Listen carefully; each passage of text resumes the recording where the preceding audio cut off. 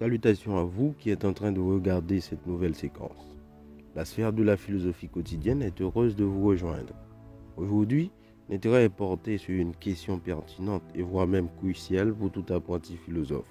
Comment apprendre la philosophie? Puisque l'enseignement et l'apprentissage sont deux entités indissociables, à celle-ci s'attache aussi la question comment enseigner la philosophie. Mais pour tout débutant en philosophie, c'est la première qui compte le plus.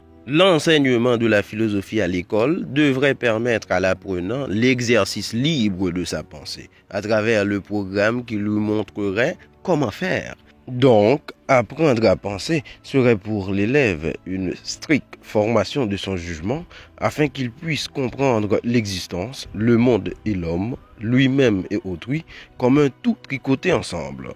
S'il est nécessaire d'apprendre à penser, c'est avant tout parce que des obstacles s'opposent naturellement à la pensée libre et juste.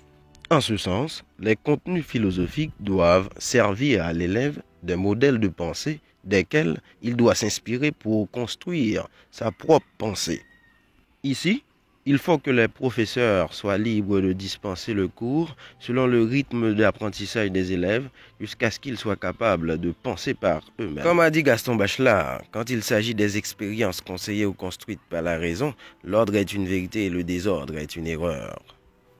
En effet, pour construire son savoir philosophique, il faut d'abord l'ordonner depuis l'apprentissage. Pour toute construction fiable de savoir philosophique, il faut s'intéresser à premièrement, l'histoire de la philosophie, couramment définie comme l'évolution de la pensée philosophique depuis sa naissance en Ionie, cette région d'Asie mineure, jusqu'à nos jours. Nous y trouverons les grandes divisions de l'histoire philosophique, les écoles philosophiques et les systèmes philosophiques.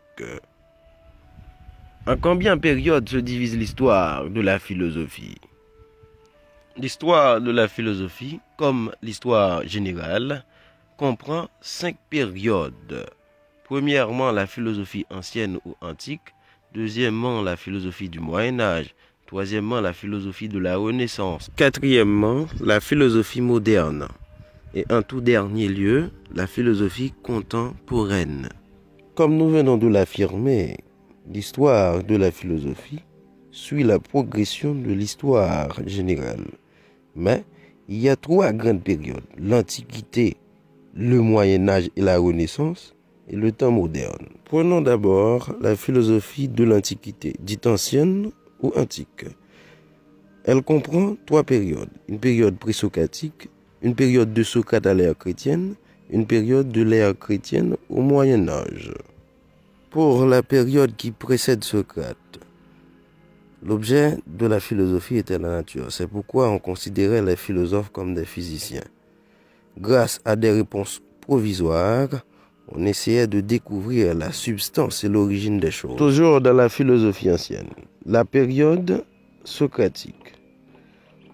Au début de cette période, Socrate donne à la philosophie une méthode qui est l'analyse des concepts. Un objet qui est la nature humaine, c'est-à-dire la philosophie, a pour objet l'homme. Un but qui est le règlement de la vie morale et sociale. Finalement, la période post-socratique, c'est-à-dire après Socrate. On l'appelle plus communément l'ère chrétienne. C'est le passage de la philosophie ancienne à la philosophie du Moyen-Âge. Et ceci, le principal objet des recherches philosophiques a été à l'époque Dieu. Dieu était l'une des principales préoccupations philosophiques. Poursuivons avec la philosophie médiévale ou du Moyen-Âge. Cette philosophie se développe à peu près exclusivement dans les écoles, enseignée plus particulièrement par des religieux. C'est pourquoi elle a été essentiellement théologique et basée sur l'autorité. Quant à ses principales caractéristiques, les fondements intellectuels du savoir ont été construits premièrement et deuxièmement, elle a été influencée par le message chrétien.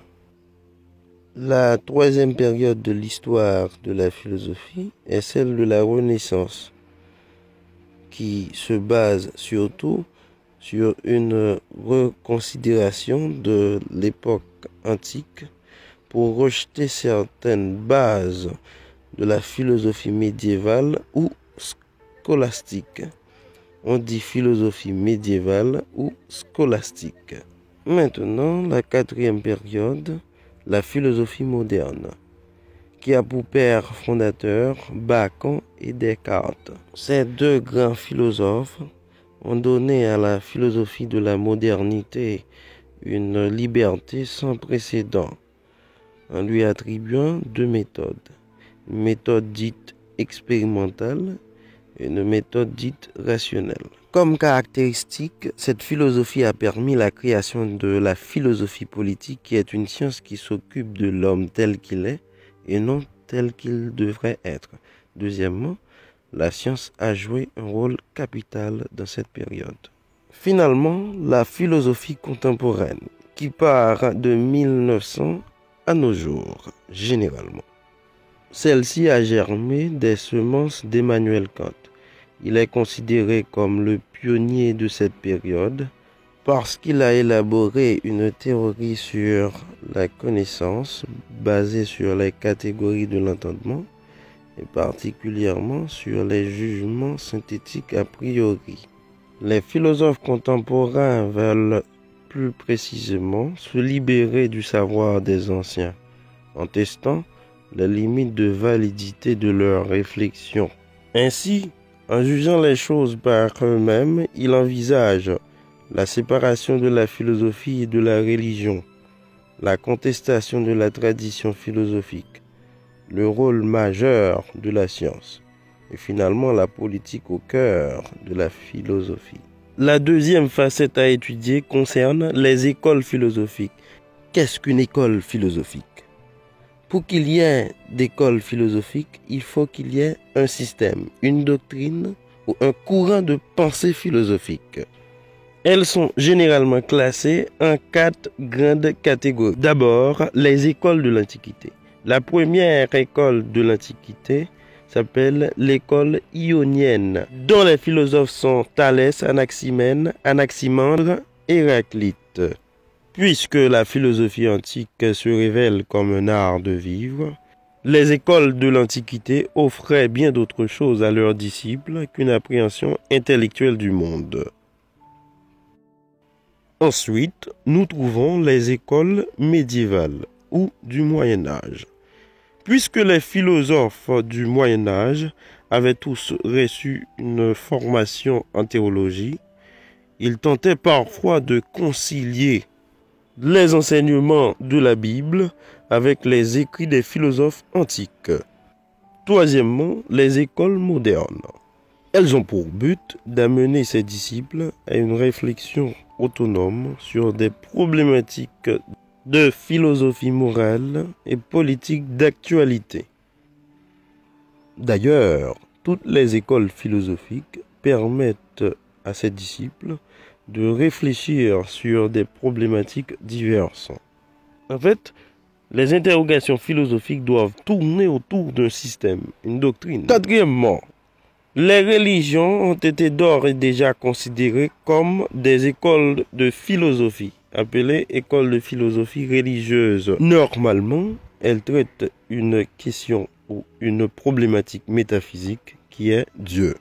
La troisième facette à considérer est système philosophique. Qu'est-ce désormais qu'un système philosophique?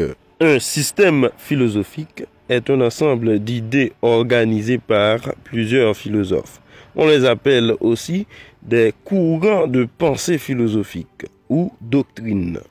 Selon la division de la philosophie, on distingue notamment les courants de métaphysique, les courants de philosophie morale, les courants d'épistémologie et les courants de philosophie politique.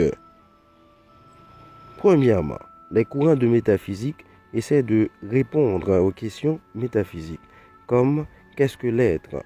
Pourquoi faut-il mourir? Quel est le sens de la vie? Deuxièmement, les courants de philosophie morale. Ces courants tentent de répondre aux questions morales, comme comment l'homme doit-il se conduire dans la société? Qu'est-ce que le bien et le mal? Troisièmement, les courants d'épistémologie qui posent les questions comme qu'est-ce que la connaissance? Qu'est-ce que la science? Qu'est-ce que la vérité scientifique? Généralement en philosophie, aucun courant ne peut naître sans avoir répondu à certaines questions pertinentes en philosophie. Finalement, les courants de philosophie politique qui réfléchissent aux questions suivantes.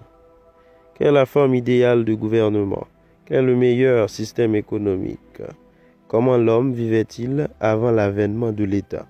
Cependant, tous ces systèmes ou courants de pensée peuvent être réduits en ces courants de pensée généraux, depuis l'empirisme, rationalisme, jusqu'à l'utilitarisme. Merci à vous qui avez pris le temps de bien comprendre mes explications concernant ces notions. Je vous conseille de prendre cette séquence pour ce qu'elle est, une boussole entre les mains de l'apprenti philosophe. C'est votre présentateur David Champierre. Je vous dis merci d'avoir regardé la vidéo. À la prochaine pour une nouvelle séquence plus explicite sur les profils didactiques des philosophes et les courants de pensée généraux en philosophie.